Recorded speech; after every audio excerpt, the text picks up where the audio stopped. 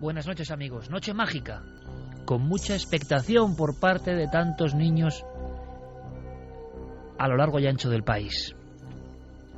Nosotros hemos pensado en un regalo misterioso, evidentemente, en una especie de ofrenda en esta noche de cosas imposibles que espero podéis disfrutar con todos nosotros, sea cual sea el lugar donde os encontréis. Hemos revisado los archivos, hemos buscado seguramente el libro más extraño editado en nuestro país que tiene que ver con el misterio. Porque podemos hablar de un libro maldito y no es tan antiguo, no es un incunable viejo.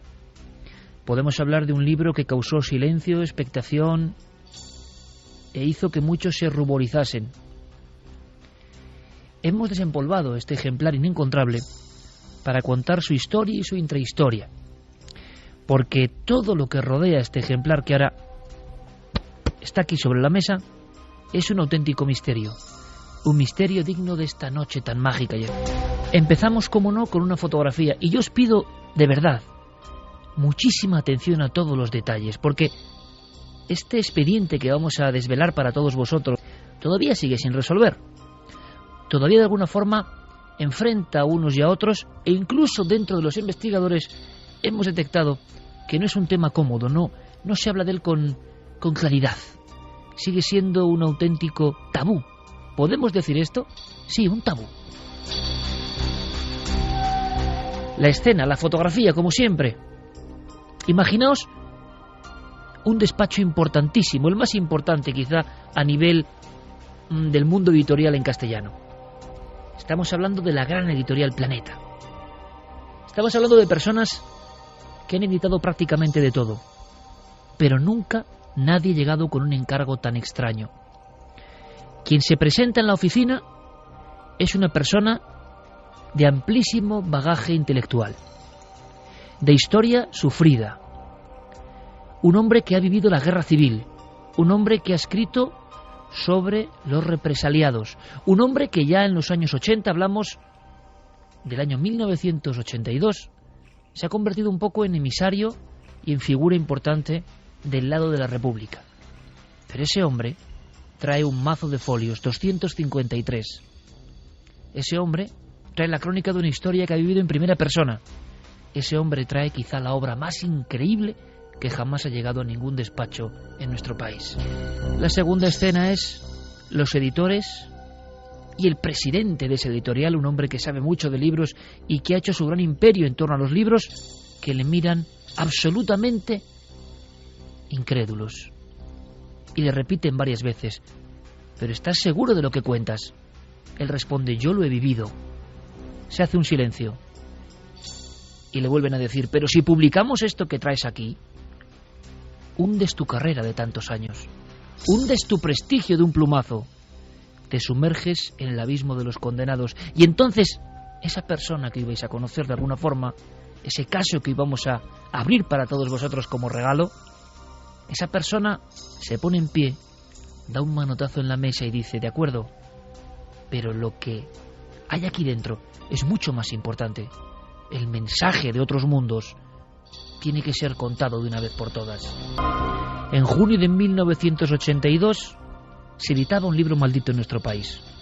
El autor Eduardo Pons Prades. Título: El mensaje de otros mundos.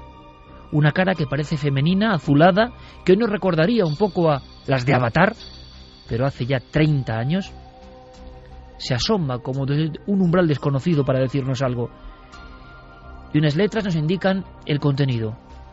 Dice así: el testimonio excepcional de una experiencia única. 7 horas a bordo de una nave espacial extraterrestre.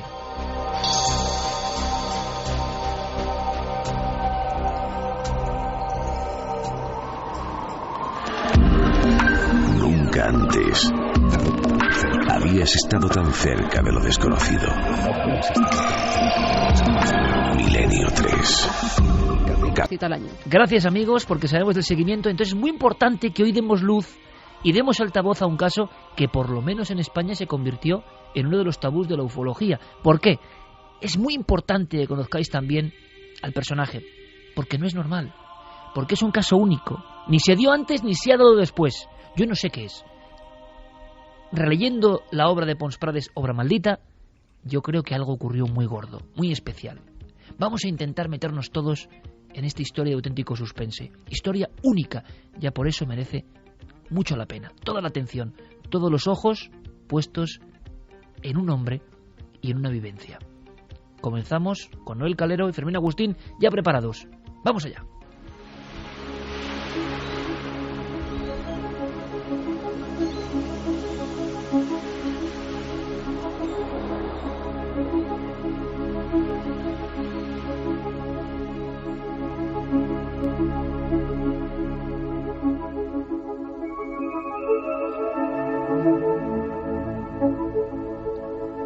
Y 41. Javier y yo en la redacción hemos hecho una cosa, y lo vais a entender después. Buceando por Google Maps hemos llegado hasta un lugar que nos ha puesto los pelos de punta. Somos así, nos gusta la mítica. Por eso este relato es mítico. Un calvero, un claro en el bosque. Seguía exactamente igual. No había construcciones, una zona solitaria. Seguía igual y hemos sentido de verdad que se nos ponía la carne de gallina. Era como si los satélites nos reencontraran con un lugar donde ocurrió lo imposible, lo inefable, lo inconcebible, porque el caso es inconcebible. Pero claro, Javier, primer ladrillo de esta construcción tan anómala, Eduardo Pons Prades. Es que nunca un testigo de algo tan gordo como una posible abducción tenía esta historia a su espalda. Eduardo Pons Prades es un personaje extraordinario. Para que nuestros oyentes se sitúen, él fue uno de los llamados historiadores de la historia oral de la Guerra Civil Española. Antes de publicar El mensaje de otros mundos, el libro que marcaría su vida y su carrera en 1982, publicó otro en Editorial Planeta de términos muy diferentes. Se tituló Guerrillas Españolas 1936-1960. Para construir ese libro, nuestro protagonista Eduardo Pons Prades recorrió 20.000 kilómetros por todo el país con su viejo coche, entrevistando a 3.000 personas, recalando en 742 pequeños pueblos y aldeas, y en algunos de ellos, contaba Pons Prades, pasó auténtico terror. De repente, en 1974-75, cuando todavía vivía Franco, llegó a pueblos de las serranías de Teruel, de Castellón, preguntando por los viejos maquis que resistieron, en fin, el avance de los nacionales durante muchísimos años, ya con el general Franco aquí, y contaba cómo al preguntar por esas personas que vivían todavía escondidas en cuevas o en lugares inaccesibles, sintió el auténtico terror, que percibió de alguna manera que su vida estaba poniéndose en peligro al adentrarse en lugares y en territorios prohibidos. Tenemos, por lo tanto, a un historiador. Un historiador. Seguramente al más reconocido de la historia de la República, con un sinfín de obras a su espalda y con un pasado que tiene que ver con la guerra. Ojo, porque esto puede ser importante, con el sufrimiento, con un hombre que ingresa en la CNT, que sería anarquista, o sea, la línea más dura de la izquierda de alguna forma. Sí, el retrato, la etiqueta sería anarcosindicalista. Él nace en el Raval, en el barrio de Barcelona, en 1920. Es hijo de sindicalistas valencianos. Tanto su padre como su madre fueron sindicalistas. A los 16 falsea su documento de identidad para alistarse en el ejército republicano y es entrenado como oficial de ametralladoras. Llega a ser sargento de ametralladoras, sargento mayor de ametralladoras, de la mano de Miguel Hernández, del poeta. Su vida está jalonada de episodios curiosísimos. Después de haber perdido las batallas del Ebro, de Brunete y de Guadarrama, y de haber visto la muerte a muy pocos centímetros de su piel, pasa a un estadio más intelectual. Forma parte de las primeras editoriales fuertes de este país que se atreven a publicar textos que habían sido prohibidos o reprimidos durante muchos años. Él es el jefe de producción de Alfaguara. Pero vamos a ver, estamos hablando de un historiador, de un fundador de Alfaguara, que administrador de la revista Cuadernos, que es una de las grandes revistas de la intelectualidad. Claro. de la transición. Y además es muy importante, y doy estas pequeñas indicaciones o pies de página a los oyentes, porque estamos hablando de un hombre que vive desde la ultraizquierda de alguna forma, en un credo absolutamente materialista y racionalista. Y esta es la persona que se va a encontrar con lo imposible, y con un imposible que tiene mucho de onírico y quizá de místico también. En su discurso, que era muy vehemente, era un hombre que, en fin, cuando lo conocías, cuando establecías un primer contacto visual con él, te envolvía de palabras y de historias, en fin, casi nada más apretarte la mano. Sobre todo, había una serie de alusiones muy repetitivas que dan una imagen, yo creo que bastante correcta, de cómo era Eduardo Pons Prades. Una de las alusiones más repetitivas en ese discurso, en fin, que vomitaba contra cualquiera que lo conociera, estaba toda crítica contra la religión, todo lo que tuviera que ver con religión, con sectas, con creencias en lo trascendente, con espíritus, con el más allá, todo aquello le provocaba urticaria. Era ultraescéptico, para que lo entendamos. Es como si un ultraescéptico máximo de hoy cuenta que de pronto, después de una experiencia, una noche que vamos a contar, viene con un mensaje de otro mundo porque ha estado dentro de una nave de otro mundo. Es increíble. Y él lo justificaba aludiendo a la educación en la que había crecido. Sus padres nunca le inculcaron la veneración por otra cosa que no fuera la libertad, el poder elegir siempre el camino propio sin atender a ningún gurú, bien sea político, religioso, social o deportivo. No veneraba nada de esto y su visión del mundo siempre fue muy libre. Siempre iba por libre y contracorriente, y no le importaba ir a contracorriente. De hecho, no le importó nunca. Cuando él comenzó a escribir sus primeros libros sobre la historia oral de la Guerra Civil Española, incluso muchos de sus editores le criticaban por ello, porque todos los colegas en ese entorno acudían a fuentes documentales, bibliográficas, archivos históricos, etcétera, pero no iban a preguntar a las víctimas, a los pobladores de las pequeñas aldeas que habían sufrido la represión de uno u otro bando, que habían perdido a sus familiares. Y eso, de alguna manera, configuraba un perfil, una personalidad muy única. En sus propias palabras escucharemos cómo se forjó esa personalidad. Pero no olvide que yo soy hijo de anarquistas y me crié y me eduqué y me formé en escuelas racionalistas. No se nos enseñaba a dialogar, a discutir, a convencer, a argumentar, y el trabajo que yo hago un poco también es con el afán de que todas esas muertes, todos esos sufrimientos, todas esas calamidades, pues al final hayan servido para algo, para que podamos informar a la gente por qué se hizo y por qué puede volver a pasar.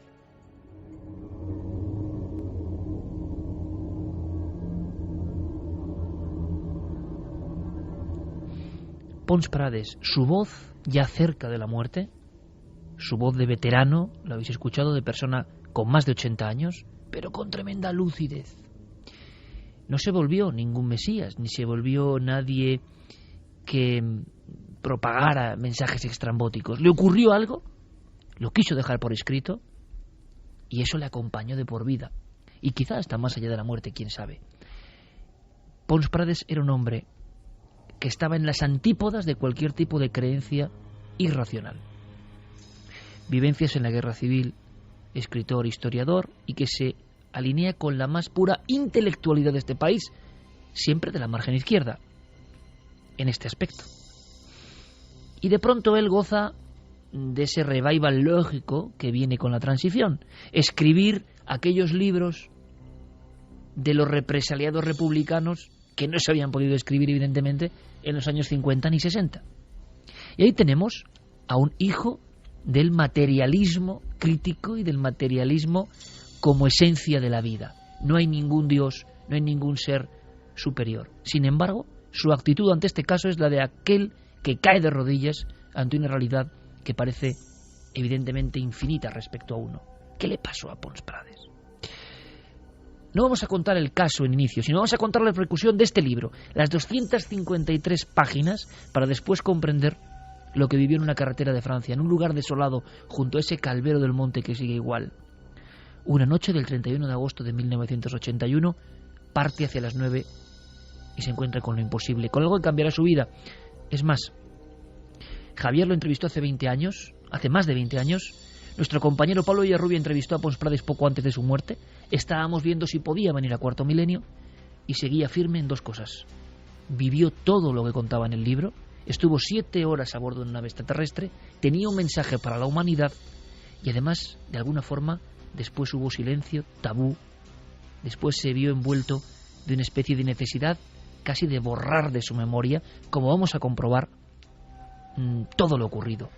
Empezamos nuestra investigación y has hecho algo muy importante, Javier, que es acudir a las fuentes, acudir a la persona que yo he descrito, que estaba en aquel despacho. Sí, la persona que estaba en aquel despacho de tu fotografía con la que hoy empezaba nuestro viaje en Milenio 3 se llamaba Rafael Borràs Betriu. Él es probablemente el editor histórico por excelencia de la historia de la literatura del siglo XX en este país. Probablemente sea también el mayor coleccionista de anécdotas, una auténtica enciclopedia de lo que ha sido el mundo de la edición en España. Fue director de Editorial Planeta entre 1974 y 1983, por lo tanto vive toda la transición. Casi nada, director de Planeta en la época más importante de nuestra historia. Es el director de la mítica colección Espejo de España, el hombre que invita e incita a hombres que han construido nuestra historia reciente, como Carrillo o Fraga, a redactar sus memorias, sus primeras memorias. En fin, es un personaje que pastoreaba a sus autores de alguna manera, que los acompañaba en todo el proceso creativo y de reflexión sobre su obra, y de él saldrán muchas de las grandes firmas que hoy en día siguen publicando y que son, en fin, grandes autores, ¿no? Bueno, pues Rafael Borràs efectivamente recibe la visita de Eduardo Pons Prades, con el que ya había tenido varias veces relación, incluso había sido editor suyo de algunas obras, a partir sobre todo de 1975. En 1975 es finalista Eduardo Pons Prades del premio Espejo de España, con un libro sobre los republicanos españoles en la Guerra Mundial, en la Segunda Guerra Mundial, aspecto del que Pons Prades era experto, porque él padeció también los rigores de la Segunda Guerra Mundial y persiguió a nazis en el Aude francés, en fin, que es un personaje de acción. Y de repente Eduardo Pons Prades llega al despacho de Rafael Borràs no con un libro sobre la guerra civil o la guerra mundial, en fin, los aspectos en los que él es un experto, sino con una idea que le ha saltado apenas unos días antes a raíz de una experiencia. Llega impresionado. No, él llega conmocionado, sabiendo que tiene en su cabeza, y luego contaremos cómo es esto, un mensaje que le han entregado, seres de otros planetas, con la misión de que sea confiado a toda la humanidad, no a los líderes mundiales, sino a toda la humanidad, y que ese hombre, Eduardo Pons Prades, este escritor, ha sido comisionado por esa civilización extraterrestre para entregar, ese comunicado.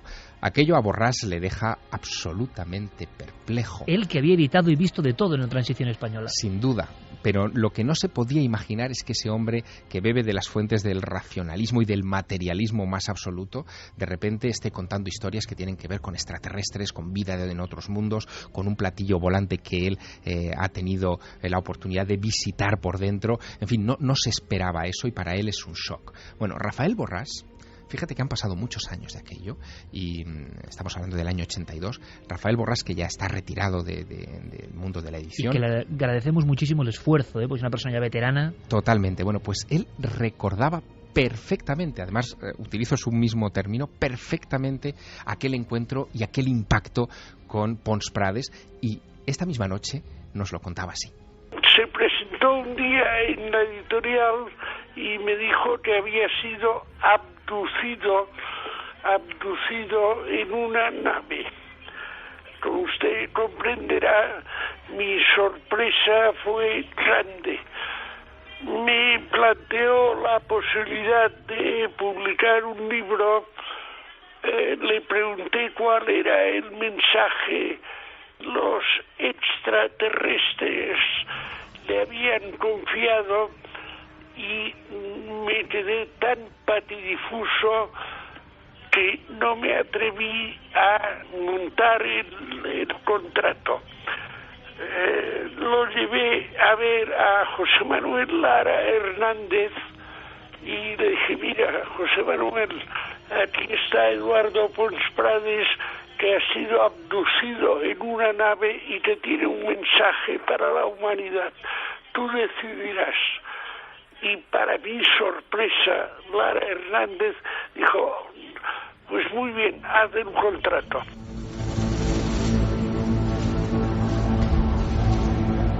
Uno y 55. Vamos de mítica, evidentemente, y vamos con este regalo tan especial. Santiago Camacho se quedaba perplejo, y luego hablaremos. ¿Hay aquí una manipulación cósmica? ¿Hay aquí una especie de conspiración? ¿Se secuestró por parte de autoridades humanas a Pons Prades para que tuviera esto en la cabeza y lo contase? No lo sabemos. Pero esta escena que acaba de contar el veteranísimo Rafael Borràs Betriu, quizá el editor más importante de España en la época clave de España, es la muestra de que llegó ese hombre, primero conmocionado, como decía Javier Sierra, y segundo, con el encargo más extraño que nunca hubiesen imaginado. Aquel hombre no venía con un ensayo sobre ovnis, que estaban más o menos de moda. Aquel hombre no venía con un trabajo sobre el espacio. Aquel hombre venía contando su propia experiencia, vivida pocos meses antes. Se había encerrado enfebrecidamente a escribir, sin parar, para intentar comprender lo que le había pasado. No había la menor duda. Pons Prades, además, comenta... no bebía, no jugaba, no se había acostado nunca con una prostituta, lo dice textualmente, no era amigo de las veleidades, dice eso en concreto como para decir, así éramos nosotros, era el aspecto casi estoico, y sin embargo en mi vida se cruza esto. Él escribía a mano sobre cuartillas, llenó cientos de cuartillas en los días siguientes a aquella experiencia y con aquel material sabía que podía armar una memoria de lo que había sucedido. No le costó recordar los detalles de lo que había protagonizado en esa madrugada que después describiremos del 31 de agosto al 1 de septiembre de 1981, porque, según él decía, los propios extraterrestres le habían marcado a fuego, palabra por palabra, aquella conversación de varias horas que él tuvo con 7 seres de otros mundos en el interior de una nave extraterrestre. Y ahora imaginamos a Borràs, que no se atreve a hacer el contrato, el que contrataba a los autores, que sube a la planta noble, escena siguiente de nuestra foto en de la inicio, calle Córcega de Barcelona. Y ni más ni menos Lara, es decir, el hombre que había levantado ese imperio por criterio para editar los libros. Y entonces dicen que adelante. Sí, se planteaba una diatriba realmente particular. Pons Prades era ya un historiador del bando republicano que tenía prestigio, tenía una serie de obras tras de sí que habían sido importantes, títulos, en fin, tan contundentes como Los que sí hicimos la guerra, o Españolis en los maquis franceses, verano de 1944, Los derrotados y el exilio, en fin, obras muy punzantes sobre un aspecto muy determinado de la guerra, y ante los editores de Planeta se planteaba la diatriba de si este libro se iba a convertir en la tumba de Pons Prades como historiador, en fin, que él perdería totalmente su credibilidad al hablar de esto, o que estaban, por el contrario, ante probablemente el libro de más éxito que podría tener la editorial en su historia. Y en esa discusión, en esa diatriba, en esa reflexión, Rafael Borràs se vio bien implicado y lo recuerda también muy vívidamente. Cuando a mí Lara me dijo, públicalo, yo lo publiqué. Y pensé, hombre, un señor como Pons Prades, que tenía su prestigio de luchador antifascista, de historiador, de haber estado en la resistencia francesa, este señor dice, yo he sido abducido, yo tengo un mensaje. Pero pues pensé que el libro tendría un eco que evidentemente no tuvo. Que evidentemente no tuvo, el mensaje de otros mundos, el testimonio excepcional de una experiencia única, 7 horas a bordo de una nave espacial extraterrestre. Ni con ese título ni con ese reclamo. ¿Qué pasó? Bueno, se han dicho muchas cosas en esa escena, en esa reunión. Parece ser que incluso Lara dice, yo te lo publico, pero sepultas toda tu historia, todo tu prestigio.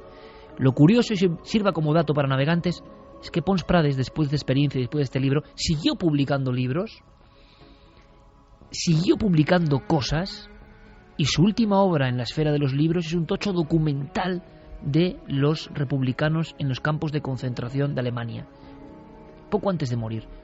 Monumental, es decir, él no se convirtió en ningún tipo raro, pero mantuvo hasta el último de sus días que eso es lo que le pasó.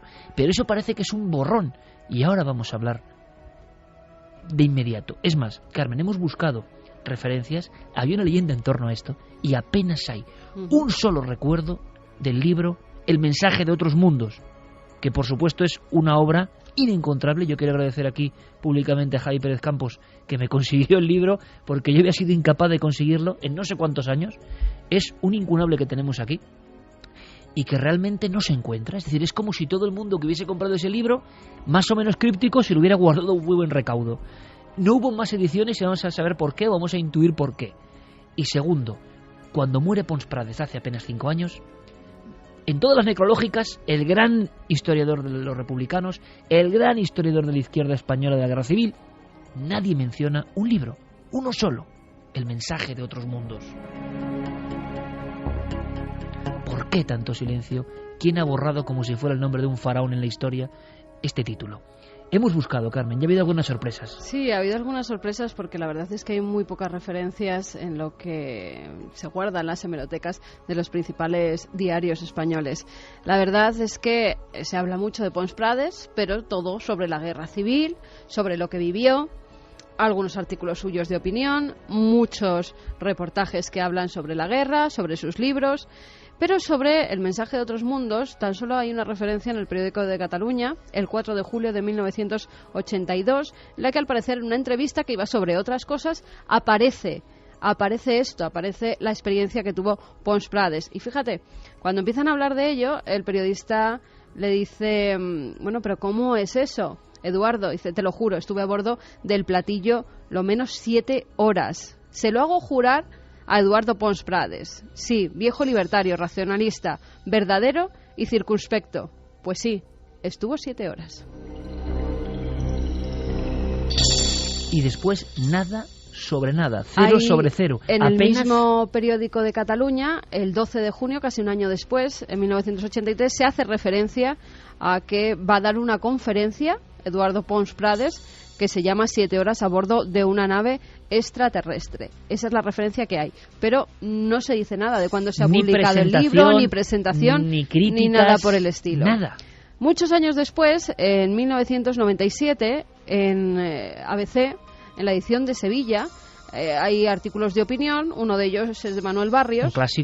Un clásico. Bueno, pues Manuel Barrios, al parecer, tenía una amistad de 20 años con Eduardo Pons Prades y hace referencia a su libro. Y dice además que Eduardo Pons Prades, a raíz de publicar el libro al que me referiré más tarde, ha sido marginado por los historiadores de España, demostrándose así que en nuestro viejo solar no se han erradicado aún las prácticas inquisitoriales y cómo el estamento de la llamada cultura oficial tiene la fuerza suficiente para eliminar a quienes, por las razones que sean, sobre todo por difundir experiencias que no entran en sus esquemas, les resultan incómodos.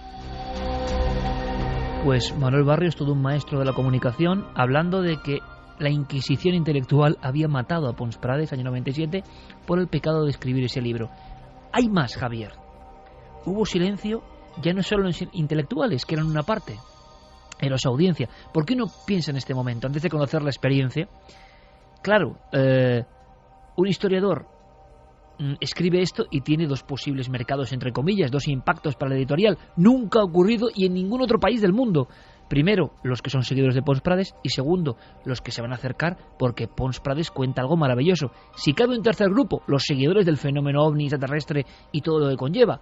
Y resulta que ninguno de los tres mercados ni se hace cargo del libro, ni le hacen caso, y es más, borran cualquier pista. El asunto es, si cabe, todavía más llamativo porque el libro se publica, como hemos dicho, en la colección Documento de Editorial Planeta. Es una colección muy heterogénea donde Rafael Borrás, con mano certera, combina desde textos puramente políticos o de rabiosa actualidad a ensayos sobre antropología, sobre prehistoria, sobre arte, en fin, sobre cualquier tipo de cosas. Pero unos de los libros más destacados de esa colección son los que tienen que ver precisamente con la temática extraterrestre o ufológica. Estamos en los años 80.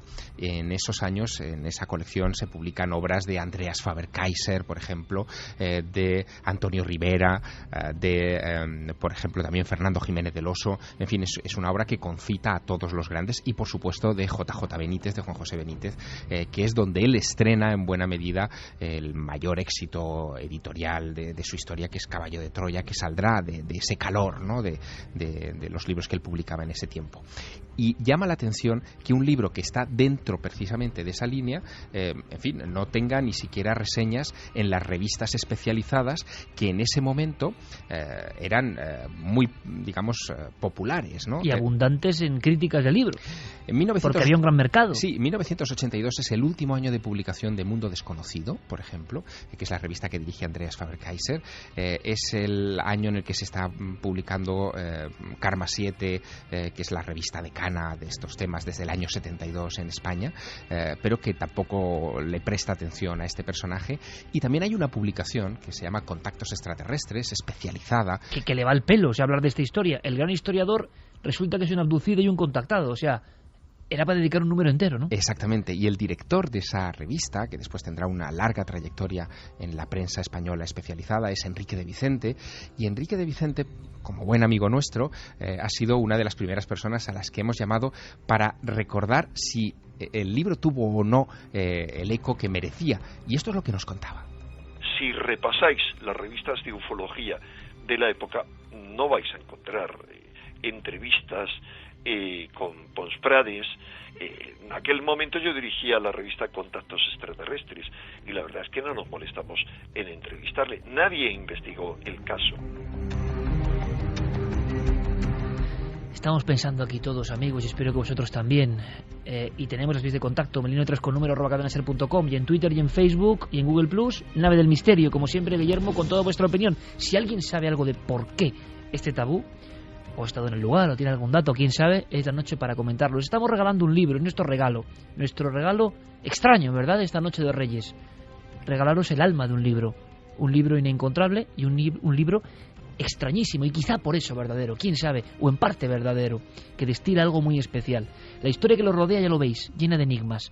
Un poco más. Pablo Villarrubia, yo le encargo la misión de aproximarse a este mundo de Pons Prades, a este historiador que rompió todos los esquemas, que fue demasiado quizá adelantado a su tiempo, porque ¿qué mensaje era ese? ¿Qué le dijeron los seres de esa nave? Pablo Villarrubia tuvo varias entrevistas con él y se quedó muy impresionado. Estaba ya a punto de morir Pons Prades y seguía firme, absolutamente firme en su creencia. Aquello había sido no una experiencia más. Él, que había vivido la Segunda Guerra Mundial y la Guerra Civil, él dice en el libro, y lo decía después, que nada en su vida llegaba a la suela de lo que le había pasado en aquellas 7 horas en un oscuro descampado entre Francia y España con una nave de otro mundo. Es muy fuerte. Escuchamos a Pablo.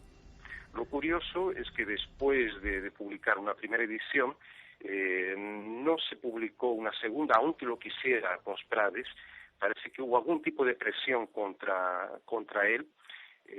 No se sabe exactamente de dónde vino esa presión, pero no quisieron que se publicara una segunda edición de su obra, que es tan rara hoy en día de encontrar. 2:09. Viajemos en el tiempo. ¿Qué le pasó a ese hombre? El 31 de agosto de 1981, hacia las 9 de la noche, decide caminar por esa vereda no asfaltada que recorrerá días después de la experiencia, y se dio cuenta incluso que había un cartel bien grande a la entrada del camino que decía entrada prohibida. Sin embargo, él pasó todo aquello por alto y se deja como llevar. Él tiene la sensación de que le está llamando a algo que no sabe lo que es.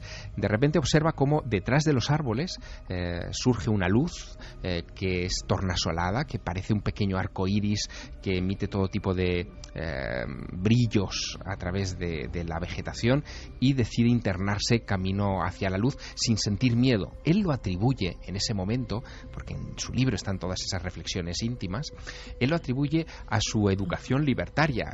Él cree que ha crecido en un sistema educativo donde no se le ha inculcado miedo hacia nada ni hacia nadie, y por lo tanto lo que se le ha inculcado es todo lo contrario, es curiosidad y tratar de resolver las cosas con tus propios sentidos. Camina hacia la luz, y cuando está enfrente de la fuente de luz descubre que todo aquello procede de algo que está suspendido a unos centímetros del suelo, enorme, que parece un vehículo. No ha visto nada parecido en todos los días de su vida, e impresionado redacta de esta manera sus impresiones. Tardé poco más de 1 minuto en llegar a las lindes de un prado, que era donde nacía la luz, y desde allí empecé a distinguir la silueta de una enorme nave espacial de unos 50 a 75 metros de anchura. La luz salía de la parte de arriba y de la parte baja de la nave, así que salté del camino al prado y me quedé como encantado durante unos segundos. Al tiempo que los dos anchos haces de luz se apagaban lentamente, oí una voz en correcto castellano con un tono cantarín algo musical que me dijo: «No temas, acércate, por favor». Entonces, con la mayor naturalidad del mundo me acerqué a la nave, cuya base estaba iluminada ahora por un potente foco de luz blanca y rosa que salía por una puerta abierta en su bajo vientre, de la que no tardó en emerger una especie de rampa. Me dirigí hacia allí y apenas llegué al pie de la escalerilla, me detuve y alcé la vista, percibiendo en la puerta una forma corporal alta, envuelta por una especie de halo multicolor. En el acto volví a oír la voz: «No temas, sube a nuestra nave, deseamos hablar contigo». Una escena arquetípica, absolutamente vivida en otras ocasiones por diferentes personas en el mundo y en diferentes estratos del tiempo, pero claro que no encaja precisamente con este tipo de testigo. El testigo menos apto para contar esto lo está contando. ¿Qué pasa a partir de este instante, Javier? A partir de este momento, ¿qué va ocurriendo? Él lo que describe en las páginas de su libro es que le está esperando al final de esa rampa una persona, la identifica con un varón que está como cubierto por un halo extraño, también multicolor, como si lo protegiera de algo, y ese varón le invita a que recorra esa rampa y entre con él en el interior de la nave. Le dice que la nave se llama Luz del Cosmos. Aquí ya va a empezar sí, lo más increíble, lo más alucinante, elementos incluso naif. Sí, absolutamente. Pero hay quien piensa, y esto es muy interesante, que todo lo que esté viviendo esa persona, sea de origen extraterrestre o terrestre, es como un teatro, como una ilusión, como una interpretación que le impregna profundamente, que marca su vida y que luego él lo va a contar. Y lo va a contar de esta forma.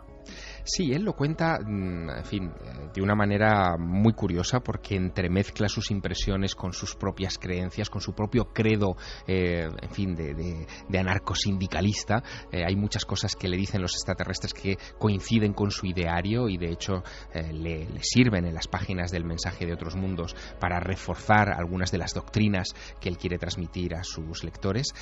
Pero lo curioso es que en esas primeras páginas de la obra da una serie de detalles que son, en fin, bastante arquetípicos, bastante llamativos, y otros que, sin embargo, se alejan por completo de las clásicas descripciones de encuentros cercanos.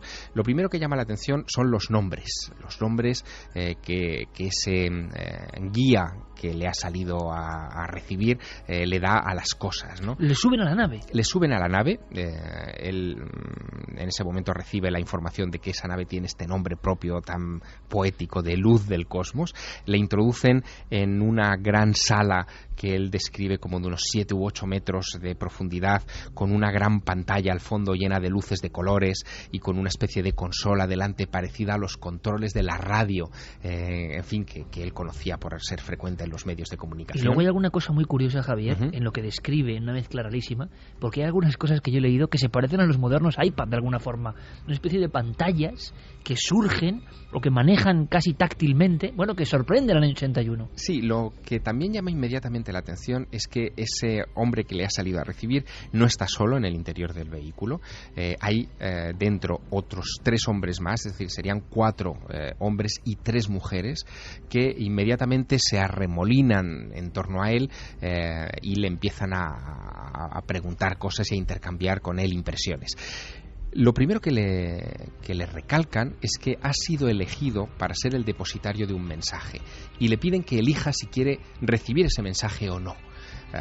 Pons Prades, viendo que tiene la oportunidad de su vida, de vivir una aventura que se sale por completo de los cauces de lo normal, acepta esa invitación. Le dicen que ese procedimiento puede tener algunos riesgos para su salud, pero que, en fin, que no tiene que pensar y decidirlo en conciencia.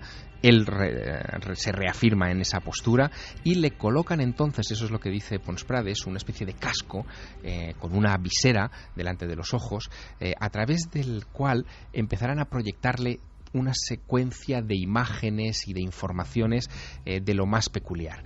Es como si le estuvieran grabando algo, él siente la impresión de que le están grabando un mensaje codificado que después tendrá que desgranar poco a poco en su casa cuando toda aquella experiencia haya pasado. Y es curioso porque antes de que le coloquen el casco, el primer impulso que tiene, es un impulso casi gracioso que cuenta en estas páginas, es el de pedirles un minuto para regresar al coche, tomar su cuaderno de notas y su bolígrafo para apuntar ese mensaje que le quieren dar los extraterrestres. Pero bueno, no es necesario, le dicen esas 7 figuras que están a su alrededor, y que todo aquello se va a realizar por un procedimiento que ni se imagina. Y comienza ahí una conversación. Son preguntas y respuestas donde a Pons Prades se le permite formular sus inquietudes sobre una serie de temas que él desgranará. Son casi todos de carácter social. No hay preguntas científicas, no hay preguntas sobre la habitabilidad de otros planetas, no hay preguntas sobre los sistemas de propulsión de la nave. Son, como te digo, preguntas de cómo son las familias, cómo viven los extraterrestres en otros mundos, cómo reclutan a los tripulantes de ese tipo de naves que parecen sembradoras de vida en todo el universo, y en función de eso se establece un diálogo que él va desgranando poco a poco, casi como si fuera una novela. Es el más atípico de todos sus libros, en unos términos que se parecen mucho a esto que vamos a escuchar. Me gustaría saber de dónde venís. Si hay muchos planetas habitados además del vuestro, ¿cómo tenéis organizadas vuestras vidas? Y sobre todo, ¿cómo habéis conseguido vencer a la muerte y otras cosas que ya iré recordando? Si te refieres al último planeta que hemos visitado antes de llegar a la Tierra, te diremos que era el verde brillante, llamado así porque en él abundan los ríos y los lagos. Nosotros procedemos de planetas distintos. 4 somos del planeta blanco marfil, 2 son de violeta flor, y el otro es precisamente de verde brillante. Y es muy posible que ninguno de nosotros vuelva a pisar nunca más su planeta natal. Aunque sí hay razones para ello, podemos estar en comunicación con ellos en cualquier momento y por varios medios. Entonces, ¿no veréis más a vuestras familias? Las familias, según las entendéis vosotros, no existen en nuestros mundos. Nosotros vivimos en régimen comunitario a escala interplanetaria, lo que significa que cuando nacemos pasamos a formar parte de la comunidad a la que pertenecen nuestros progenitores, hasta que nuestras vivencias nos llevan a otros lugares, pero sin estar ligados a nadie en concreto y a todos a la vez. ¿Comprendes?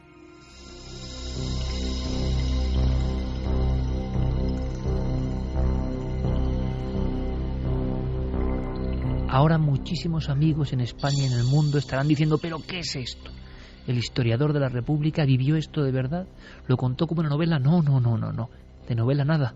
Una historia real que le marcó profundamente, hasta ser ninguneado y casi borrado del mapa porque se convirtió en un hereje. Santi, aunque sea brevísimamente, y casi para que Javier descanse un poco y nos cuente más escenas. ¿Te suena esto? Se ha hablado de casos como el de Frank Fontaine en Francia y otros, donde se creyó, ojo, que una agencia de inteligencia bien preparada, en un lugar más o menos asilvestrado y observando bien a la víctima, podía generar esta especie de teatro esperando luego un impacto. ¿Te suena? ¿Es posible? Sí, de hecho la hipótesis de la intervención humana o de la causa humana en el fenómeno de la abducción es muy antigua, y de hecho hay documentos desclasificados que apuntan en esa dirección. Incluso algunos datos de regresiones hipnóticas de algunos abducidos que, por ejemplo, ellos recuerdan el momento en el que vieron al platillo volante, pero cuando son abducidos lo primero que ven es un helicóptero militar. Y de repente como que eso, cuando son hipnotizados, lo primero que ven es un helicóptero militar. Un teatro así, digámoslo así, con un platillo volante falso, unos extraterrestres, es imposible de montar. Lo que sí es posible es implantar ese recuerdo en alguien, a través de drogas, a través de hipnosis, y plantas una falsa memoria. Secuestrar a alguien y generarle esa expectación. Sí, eso, o sea, la implantación de falsas memorias es algo que se hace, o sea, se ha hecho y es técnicamente posible. Que sea este el caso, yo no me voy a decantar en absoluto. Es de lo más raro que ha sido en tu vida, ¿no? Lo que estamos contando. Es rarísimo y las consecuencias son lógicas. Es decir, el vacío por los dos lados, digámoslo así, es muy lógico. Por un lado, yo creo que sí que debió de haber presiones para que ese libro no volviera a ser publicado jamás, porque realmente estamos hablando del referente historiográfico de la izquierda republicana. Es decir, estaban quedando, desprestigiada Pons Prades dejaba cojos multitud de argumentos que han sido objetos arrojadizos en el debate ideológico de este país hasta hoy mismo. Pero es que, por otro lado, el que no apareciera en las revistas especializadas o en nuestros medios más afines es que, jolín, venía del otro lado, era sospechoso. ¿Y si nos está tomando el pelo? ¿Y si dentro de un año se descuelga y dice, bueno, todo esto lo monté pues para hacer yo qué sé?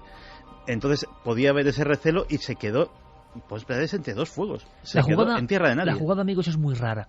Porque un historiador del prestigio de Pons Prades, en el ámbito tan sensible, la guerra civil y la parte republicana, desembarcar con esto es inaudito. Y manteniendo siempre que lo vivió. Luego escucharemos a nuestros oyentes, porque imagino que esto es demasiado. O sea, esto es absolutamente hoy en día increíble. Era increíble en el 81. Y hoy es más. Por eso para mí tiene ese valor. Porque él lo dejó por escrito. Y él decía, en una reflexión, en ese momento de los discursos y de diálogos incomprensibles en ocasiones, él está con esa visera observando esas imágenes. ¿Qué le está pasando? Bueno, Pons Prades, escuchando estos seres, dice en la página 75 de este extrañísimo mensaje de otros mundos, me preguntaba cómo no había sido capaz, mucho antes, de detectar tanta falta de autenticidad desde siempre en la tierra, en torno a la existencia de sus pobladores. No existía una sola parcela de la vida terrenal donde no apareciese lo ficticio, lo inauténtico, la doblez, el engaño, la autosatisfacción más ridícula.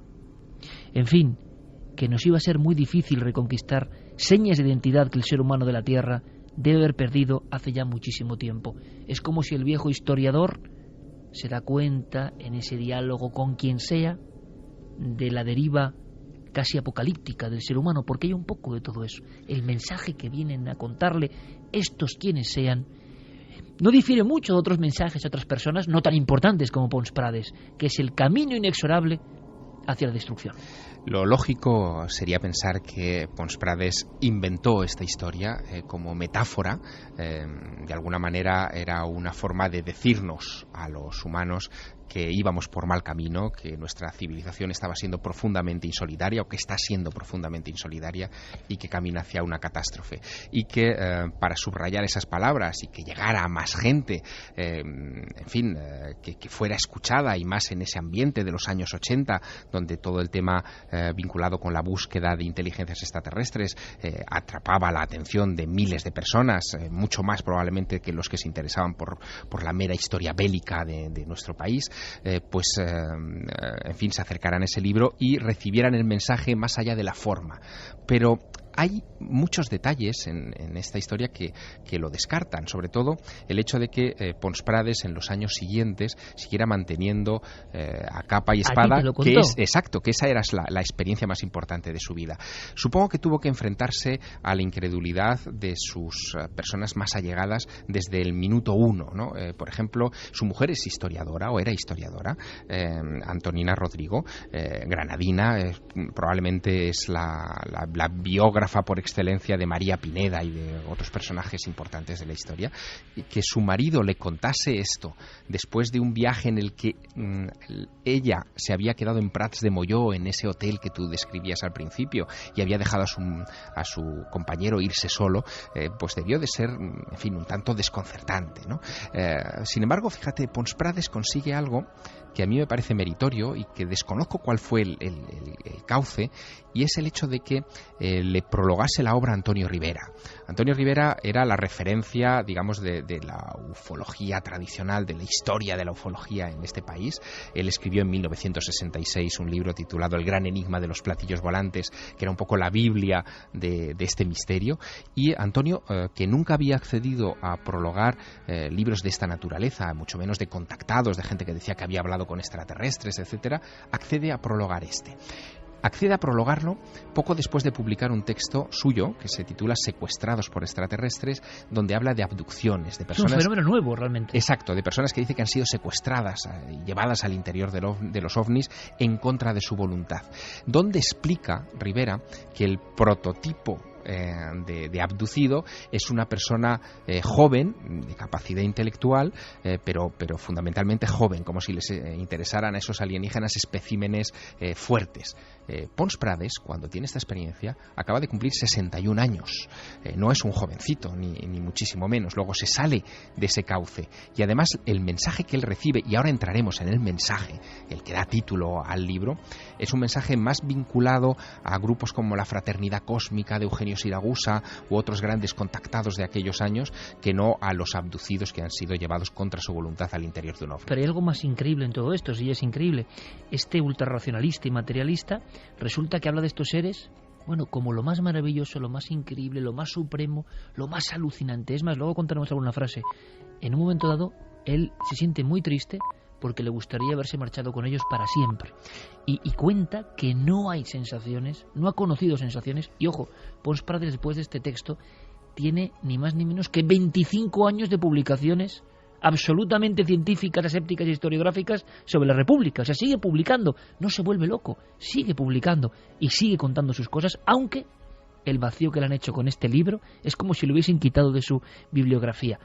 Pero él habla como la persona que ve a la Virgen, de alguna forma. Él habla con esa postura de sentirse muy inferior respecto a esos seres que no parecen humanos, desde luego. Es más, como bien dice Javier Sierra, imaginad a la esposa. Imaginad a la esposa historiadora. Ella dice lo siguiente en la primera página del libro.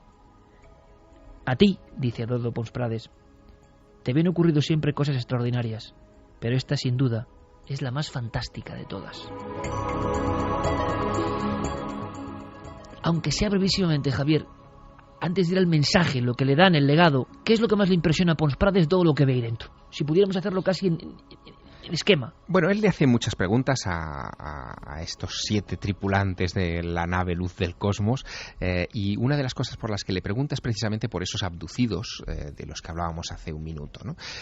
Y esta gente se justifica porque después de haberle dado una serie de nociones sobre cómo ellos siempre actúan en libertad, no condicionan nunca a nadie, de hecho, buena prueba de ello es que a él le piden permiso para introducirle ese mensaje en su cerebro, no se le imponen con ninguna clase de resistencia. ¿Cómo se justifica que ellos estén secuestrando, ellos o otros como ellos, a seres humanos en todo el planeta, como se publican en los libros de ese tiempo? Y ahí viene una explicación muy curiosa que impacta muchísimo a Pons Prades. Le dicen que muchos de esos secuestros en realidad son rescates.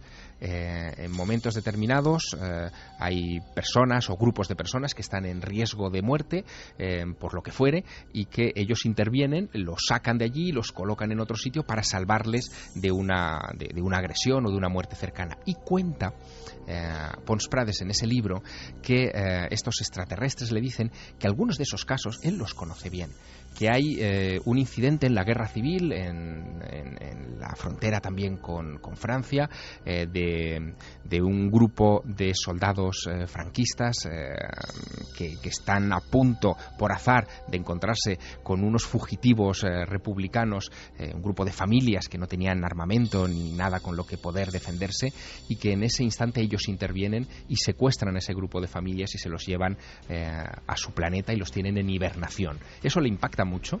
Hay una nota incluso al final del libro donde describe este detalle con mucha vividez. Y luego hay otro aspecto que también le sorprende, le llama la atención, que es una descripción casi de película.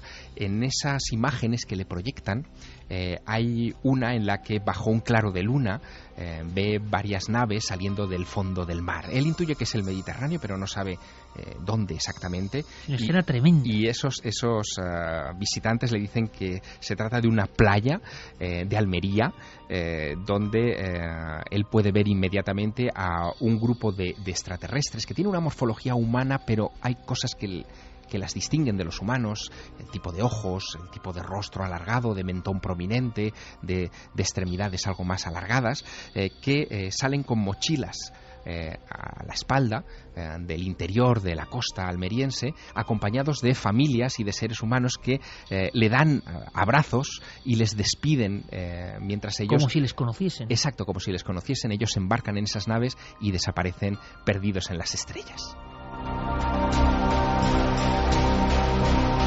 ¿Cabe algo más raro en esta historia? Sí.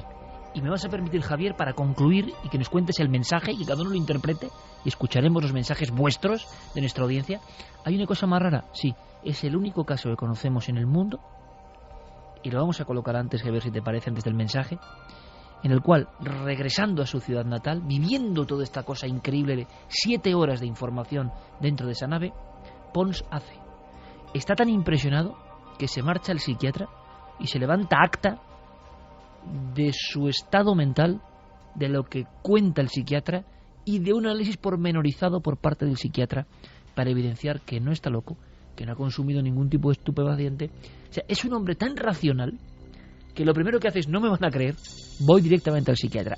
Y tenemos el documento, ese acta del psiquiatra que impresiona. Vamos a escucharla, si os parece. Es un documento único en la historia del misterio español, antes de saber qué le grabaron en la mente a Pons Prades, qué tenía que contarnos Pons Prades a la humanidad. Este es ese documento médico que impresiona. Barcelona, al 6 de octubre de 1981. Certificado del doctor Josep María Reguant i Gili, psiquiatra.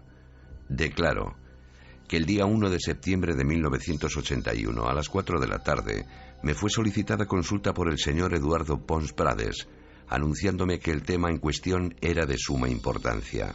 La consulta tuvo lugar a las 9 horas del mismo día, manifestándome un encuentro en el Pirineo catalán, no lejos de Prat de Molló, con los tripulantes de una nave espacial llegada de una galaxia lejana.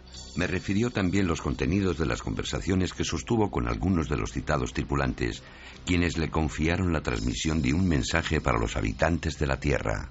Sus relatos fueron coherentes, lógicos y detallados, advirtiéndose en el citado señor una actitud vital consecuente con un hecho especialísimo y con la consiguiente reacción emocional, propia de un fuerte impacto. Según se desprende de la entrevista realizada, el abajo firmante fue la primera persona que tuvo contacto con el escritor Pons Prades después de los hechos, o sea, de su contacto con los extraterrestres. Transcurridas unas 20 horas de relación relatada, el señor no presentaba ningún síntoma o síndrome psicopatológico catalogable en entidad nosológica del orden universalmente aceptado. Su actitud, comportamiento, orientación autopsíquica y alopsíquica, tiempo espacial y la relación interpersonal eran normales en una situación de fuerte emoción. Ningún signo hacía pensar en un origen patológico de sus vivencias. Le indiqué la posibilidad de una impregnación diurna de contenidos oníricos que no aceptó, razonándolo coherentemente. Un psiquiatra, nombre, apellido, documento, la consulta al día siguiente del encuentro con un emocionadísimo e impactado Pons Prades. Como sabemos, la realidad profunda del misterio es que tiene un contenido psíquico hondísimo, que marca de por vida, que el resto quizá no podemos saber lo que ocurre, y quizá haya fragmentos de realidades construidas, de realidades interpretadas, no lo sabemos, pero desde luego nunca un testigo de un acontecimiento de este tipo había ido a un psiquiatra colegiado al día siguiente para que extendiese acta.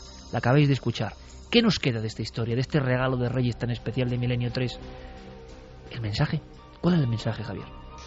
El mensaje tenía que ver con la situación que el mundo estaba viviendo justo en aquellos días de 1981. En aquel momento era presidente de los Estados Unidos Ronald Reagan, y se estaba poniendo en marcha lo que se conoció como Iniciativa de Defensa Estratégica o Guerra de las Galaxias. El año 81 además marca la consolidación de los vuelos de los transbordadores espaciales, del Columbia en este caso, que adquieren, en fin, ocupan las primeras páginas de las portadas de todo el mundo. Se trata de vuelos aparentemente de investigación científica, pero en aquellos días se sospechaba, sobre todo por parte de la Unión Soviética, que podían tener algún tipo de relación con esa idea de Reagan de colocar un escudo, en fin, de satélites que pudiera controlar el mundo desde el espacio. Aquello parece que es lo que despierta la alarma de estos supuestos extraterrestres, y por esa razón se ponen en contacto contacto con Pons Prades para advertirle. En realidad le dan un ultimátum. El mensaje tiene que ver con que si perseveran en enviar naves humanas al espacio con fines armamentísticos, ellos intervendrán. Le cuentan a Pons Prades que nunca han visto nada parecido en ningún planeta de la galaxia de los que ellos controlan, que ninguna otra civilización había osado a enviar armas de destrucción masiva al espacio, tener prevista el envío de armas de destrucción masiva al espacio, y que por lo tanto, dado que esto ponía en peligro el equilibrio cósmico, se verían obligados incluso a congelar, y cito palabras textuales, la vida en el planeta Tierra. Página final de esta historia. Dice Pons Prades al acabar el documento: una vez allí, frente a las rampas, se fueron alineando, se cogieron de la mano y se quedaron inmóviles como estatuas, mirándome fijamente. Al pasar ante ellos, yo también fui mirándolos uno a uno a los ojos, y estoy seguro de que ellos se dieron cuenta de que con mi mirada yo les daba las gracias desde lo más hondo de mí mismo. Noté que en sus miradas se reflejó como en ningún momento una bondad inmensa, intraducible. Tanto me impresionó que estuve a punto de dar media vuelta, volverme a sentar y seguir charlando con ellos hasta el final de mis días. Todo esto fueron ideas, sensaciones fugaces provocadas por la inminencia de nuestra separación. Por eso, al llegar a la altura de mi introductora en la nave, mis últimas palabras se volvieron a teñir, a pesar mío, de tristeza. ¿Volveremos a vernos? Es muy posible. Pero que sepamos, Eduardo Pons Prades, el historiador de la República en España, nunca se encontró de nuevo con los seres de esa nave del cosmos, luz del cosmos, esos que le dieron el mensaje a otros mundos en 1981, esos que condujeron a ese libro que dejó pálidos a los directores de Planeta porque no entendían nada de lo que estaba ocurriendo. Y a las 2:40 entenderá nuestro público algo de lo que hemos contado, en el sentido de vaya historia. Dice, si no es cierta, está muy bien contada, evidentemente. Pero claro, es que Pons Prades, no solo a Javier Sierra, en el 2006, poco antes de morir, a Pablo Villarrubia, le siguió diciendo, con absoluta autoridad, con ese carácter que hemos visto en su voz, que nada de lo que ha vivido, y es mucho lo que ha vivido este guerrillero y luego historiador, se parece, tiene que ver, es comparable a esas 7 horas, quizá dentro de una nave de otro mundo.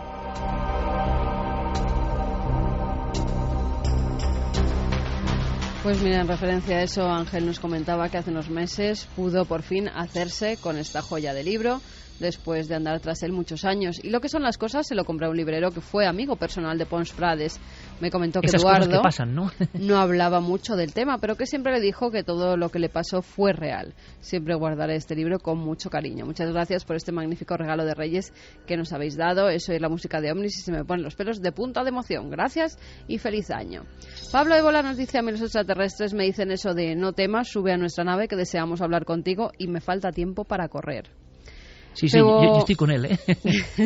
Febo Apolo dice, no nos engañemos, le metieron morfina en vena, le subieron a un coche y lo llevaron a una sala de interrogatorios. La droga y la imaginación hicieron su parte. Lo otro es como lo contó la víctima, depositario de un mensaje.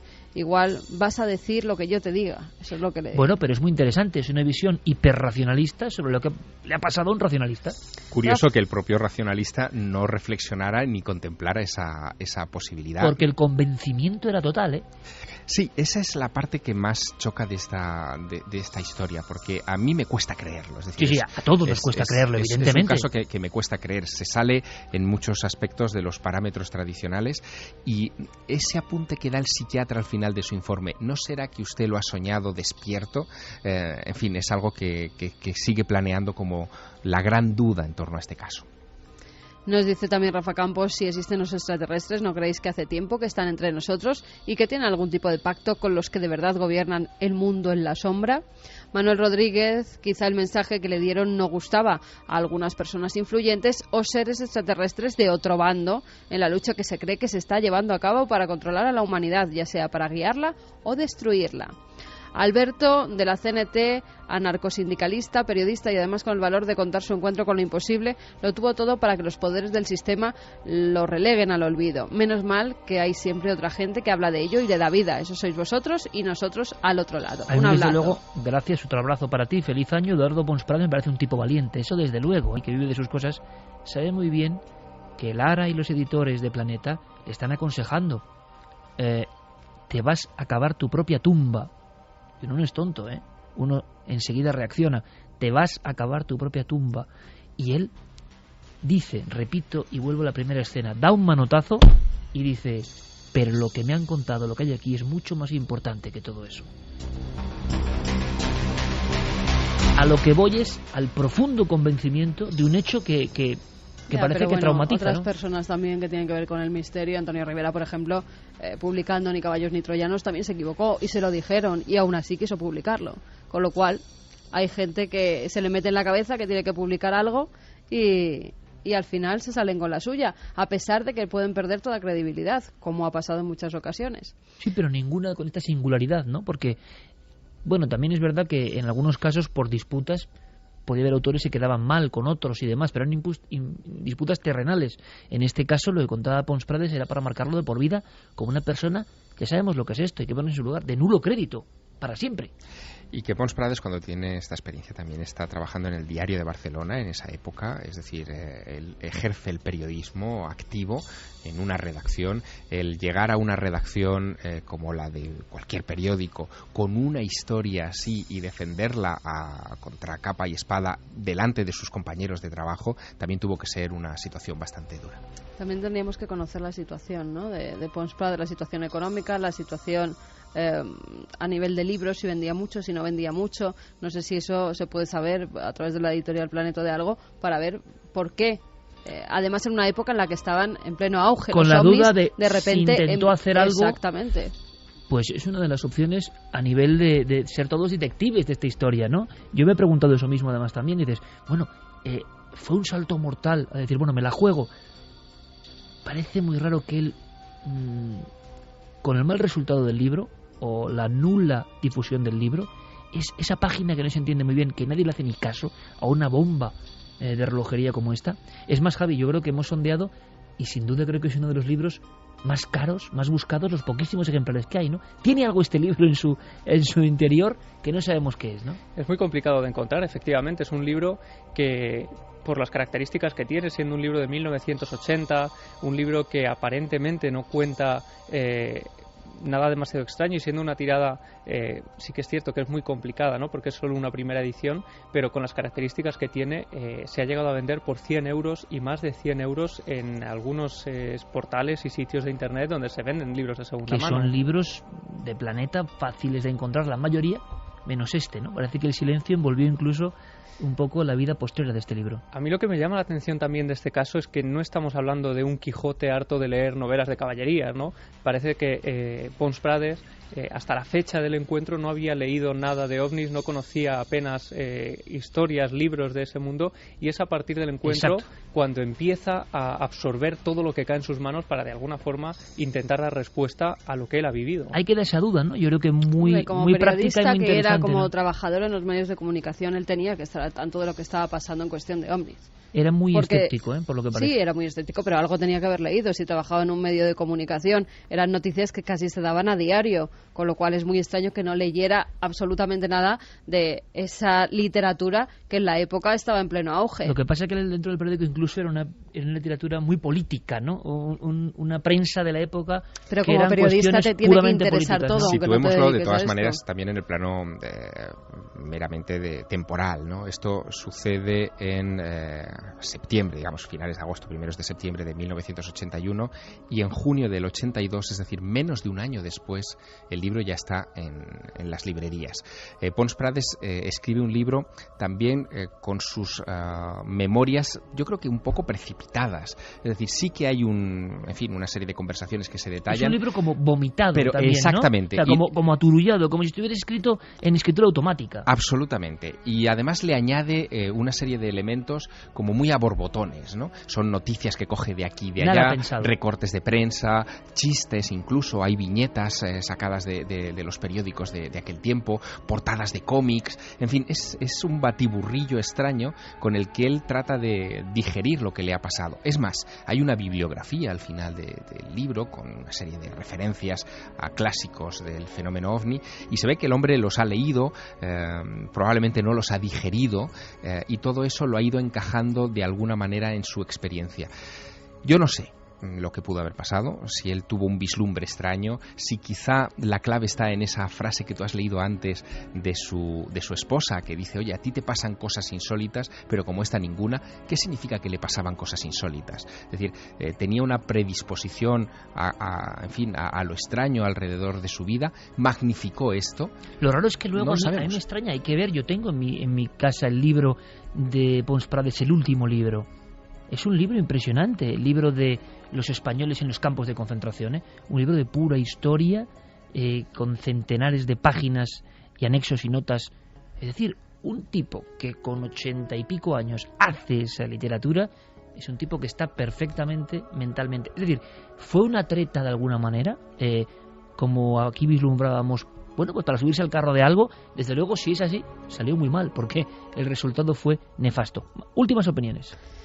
Pedro Cabrera dice, creo que es lo que comenta Santiago Camacho, recuerdos implantados. La doctora Carla Turner, abducida, hablaba en sus conferencias de que se estaba descubriendo que había unos recuerdos implantados en los abducidos para enmascarar otras vivencias.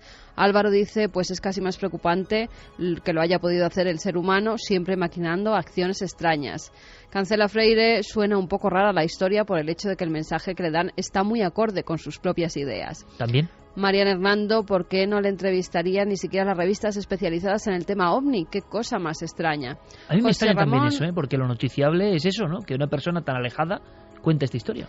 José Ramón López dice, algo muy grande tuvo que ser porque una persona de su edad, después de tanto tiempo y sabiendo que llega a su fin, siga afirmando lo que vivió. Elkin, extraterrestres que le dan a un intelectual español un mensaje para toda la humanidad, suena a operativo gubernamental para quitarse de en medio a un personaje incómodo. Rubén Sánchez García, ¿cómo tapan las pisadas sobre estos temas los que mueven los hilos? Qué Gisela interesante, Sánchez- porque esto, Carmen, motiva todo tipo de opiniones y a mí me interesa. Te voy a pedir, Santi, que te quedes un poco más con nosotros para claro. contar lo de Bin Laden a la siguiente hora, que es interesantísimo, pero es que esto genera, me parece, en mi opinión, he tirado aquí casi como si fuera un poltergeist a distancia, me parece que hay unos elementos tan extraños que van al fondo del misterio que hay en torno a los ovnis o a quienes manejen el teatro ovni, que es mucho más raro, ¿no? Yo leyendo el inicio del libro y viendo las fotos, por ejemplo, él vuelve. Hay una cosa que no hemos contado, ya seguimos con los mensajes. Fijaos qué impresionante. En mi opinión, yo creo que hay muchas cosas evidentemente implantadas o recordadas o reestructuradas, porque esa comunidad, lo que cuentan de la familia, que no hay lazos familiares, no hay creencias, parece que no hay dioses, parecen la utopía de un comunista, ultra crédulo en sus postulados. Parece que lo que haya dentro del teatro ovni da una serie de mensajes sabiendo que luego van a ser reinterpretados. Saben muy bien lo que hacen, si es que lo hace alguien ajeno, y si es alguien terrestre también lo sabe muy bien, porque desde luego, si uno lee las primeras páginas, lo que es el encuentro, sabe que están esas letras escritas bajo un influjo de una emoción terrible, una emoción que yo me atrevo a decirlo, trabajando hace más de 20 años en los medios de comunicación, sabemos muy bien cuando la emoción de un testigo es real y cuando es imposición por parte de quien sea, cuando es un poco de impostura, cuando es algo forzado y cuando alguien equivocado o no habla con la verdad de lo que cree. Ahora, ¿hasta qué punto esa ida por el camino forestal, esa visión de la luz, y a partir de qué momento entramos ya? Si a alguien le ha pasado algo muy fuerte, ¿hasta qué punto empieza su cerebro a trabajar? ¿Y es verdad lo que está viviendo o lo está fantaseando? Yo voy a una cosa. Hace poco Pablo ha encontrado, junto con Pepe Ortiz y José Luis Hermida, dos fantásticos investigadores del sur, han encontrado algo impresionante. Es el caso de Ceferina Vargas. Se parece un poco a esta historia. Yo he vuelto a ver las expresiones de esa mujer que vive en una aldea absolutamente remota, que puede ser parecido al lugar donde le pasa esto a Pons Prades. Es que yo ayer estaba oyendo a esa mujer en mi despacho, en el documento creado por Pablo. Javier, se te ponen, y lo digo a la audiencia, los pelos de punta. Año 79, el día de la corte, en la Serranía de Aracena. Y lo que ve al principio es idéntico a lo que cuenta Pons Prades, la forma de destellar una especie de espejo tornasolado que aparece en una mujer que no tiene ningún tipo de apego a estos temas. Luego aparecen dos seres muy parecidos. Ella se desvanece, ella pierde el conocimiento, y el terror tremendo de que se despierta de nuevo en ese camino vecinal. No hay nadie ni nadie, los seres ya no están. Es idéntico. Es decir, hay cosas muy raras, un psiquismo muy profundo en todo esto que ocurre. Yo solo digo que las escenas, y tal y como lo escribe Pons Prades, es alguien que lo escribe bajo el influjo de estar impresionado de verdad por algo. No hay ninguna duda de que lo que cuenta en ese libro es su verdad. Que sea la verdad es otra cosa, pero desde luego es su verdad. Y te digo esto porque hay un pequeño detalle significativo en toda esta historia. Yo me encontré con Eduardo Pons Prades el 30 de agosto de 1989, es decir, 8 años después de la experiencia, casi exactos. Y vas a responder sin que te diga nada lo que te iba a preguntar, ya verás. Claro, y lo que me contó en aquella conversación me impactó, pero sobre todo lo que me impactó fue el último detalle. Al despedirse de la conversación me dijo, bueno, he hablado contigo justo antes de salir de viaje otra vez a Prats de Molló, a toda la zona donde tuvieron lugar los hechos, porque desde 1981, cada año en esa fecha, yo viajo a ese calvero donde tuve el encuentro con la nave Luz del Cosmos. Y un poco de telepatía, ¿no? Está contando algo bajo ese shock. Las letras del inicio de este libro están bajo ese shock. Claro, luego los siguientes, que es como muy increíble, ¿no? Una confederación galáctica. Y también es curioso, yo no sé qué pensáis, ese mensaje parece muy similar a lo que han recibido muchos contactados en el mundo, ¿no? Es decir, nada extraordinariamente intelectual, ¿no? Parece una versión actualizada de la famosa película de Robert Wise, Ultimátum a la Tierra. Sí, algo muy raro, muy básico. Muy básico, que está en muchos contactados, en muchos mensajes vinculados a supuestos extraterrestres, pero que Pons Prades lo que hace es actualizarlo, vincularlo al proyecto Guerra de las Galaxias de los Estados Unidos y recordarnos una advertencia que jamás se consumó, evidentemente. Curiosamente, hay un dato de los presuntos extraterrestres que se ha podido confirmar pues muchos años después, y es que no andaban tan descaminados. El propósito original de todo el proyecto Lanzadera Espacial era sobre todo militar.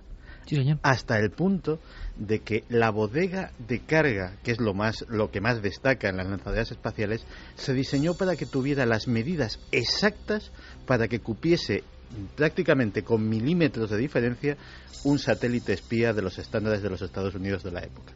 Y quizá no tenga nada que ver, pero pocos años después del encuentro se desvaneció la posibilidad de guerra en las galaxias entre las dos superpotencias, ¿no? Imagino que Pons Prades reiría satisfecho. Acabamos con los mensajes, los más importantes, por supuesto, los de nuestra audiencia. Gisela nos decía, dejó de tomárselo en cuenta como historiador para tomarlo como un loco. José Ramón López, no sé cuánto de verdad habrá, pero algo hay. Se ve mucha seguridad y no se ven muchas incoherencias. Mucho ocultismo para ser teatro. Dark Boss, los casos de abducción a veces son poco creíbles, pero el de este señor tiene algo que da seguridad. Coco Fernández, buenas noches a todos. Bueno, este era un mensaje de Reyes. Dice, si veis a 3 sombras por el pasillo, no os asustéis. No son humanoides, ¿no? No son humanoides. Eugenia nos decía, buenas noches, milenarios. Pons Prades escribió también Un soldado de la República, que se publicó en Círculo de Lectores. Un gran libro, si quieres un poco excesivo en datos y por tanto un poco pesado, pero un gran libro. Por eso parece tan raro lo que contáis. Porque no era un fabulador que escribiese en plan literario. Puro dato, pura bibliografía. Pues mira, entre los mensajes está, yo creo que casi al 50%. Gente que no se lo cree para nada y que piensa que es una invención o tal vez un experimento que se hizo con él, y gente que se lo cree a pies juntillas. Es muy interesante, Carmen, ¿sabes por qué? Porque al mismo tiempo que el testigo de estos hechos interpreta a su modo con lo que le compone, con lo que son sus células y creencias, el oyente, nosotros mismos, cada uno nos creemos libres, pero estamos interpretando respecto a nuestros prejuicios, nuestra cultura. Para algunas personas es imposible, por lo tanto, no se lo pueden ni plantear. Para otros es más que posible, y quizá en el término medio, como decía el sabio, esté la justa verdad. Javier, gracias una vez más por este regalo de Reyes, esta vuelta que hacemos de vez en cuando a la pura mítica, espero que lo hayan disfrutado, de verdad. Nosotros, yo por lo menos, muchísimo. Sigo buscando los libros de la colección Documento. Mi retina se sigue fijando en ellos en las librerías de viejo. Y es que efectivamente de los viejos libros salen todavía grandes historias. Esa es la lección de esta noche. Como este regalo. Gracias, Javier.